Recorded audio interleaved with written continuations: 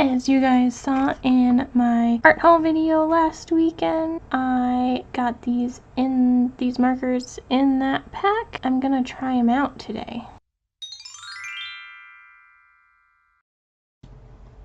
Alright, so I got the Jane Davenport Cool Oceans set of sparkle markers. The dark blue is called Atlantic Ocean.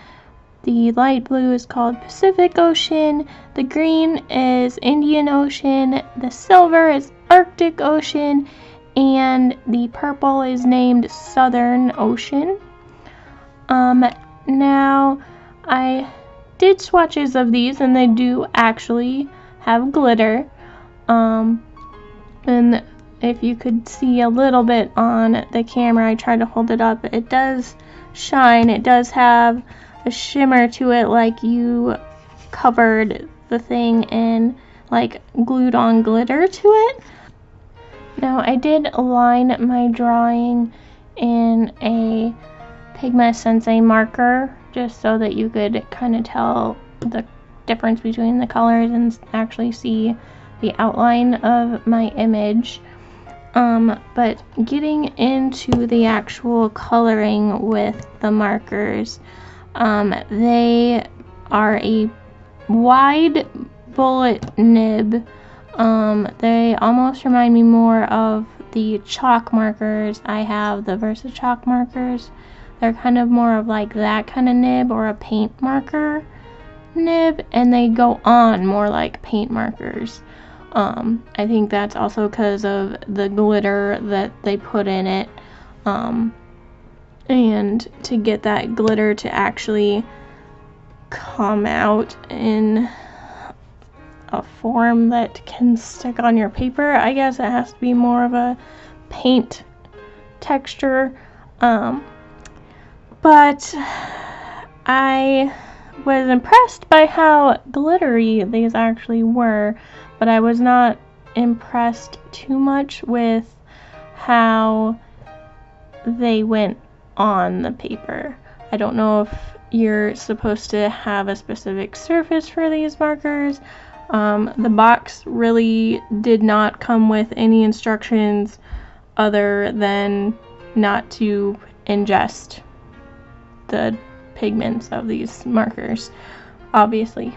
But otherwise it was just a straightforward marker pack. The front even shows a little illustration of a mermaid, which is why I chose to just do a small mermaid. But I don't think these markers are fit for doing illustration work. I think they're more for hand lettering or writing out notes with glitter texture and fun notes, I guess, that you want to make glittery.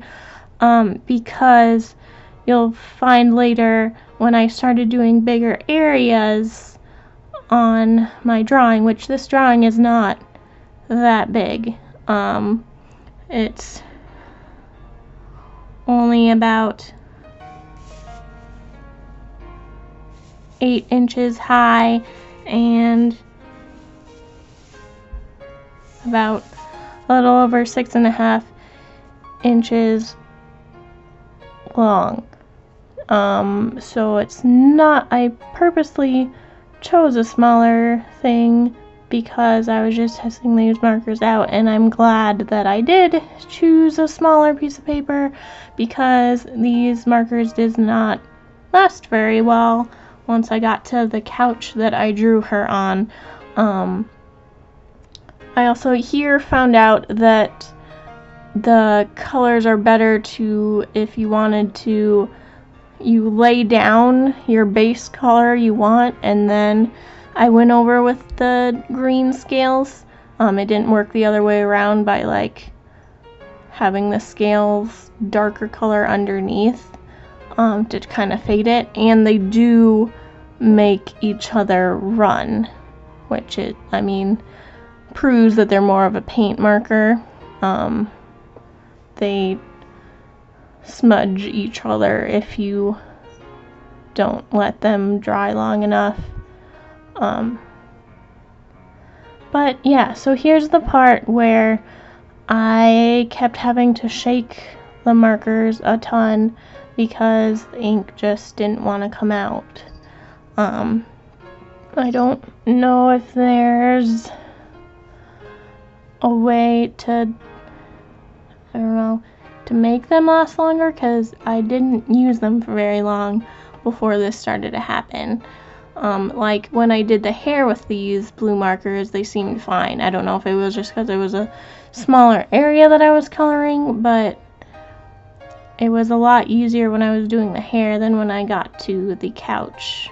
So I think those are my only gripes about these pens. They do glitter, like there's no false advertising in that. They do leave a ton of glitter on your paper, but I don't think these are good markers for illustrations. I think I'm going to be using them to write stuff to people or something, to have fancy lettering for stuff, because they will not last for drawings.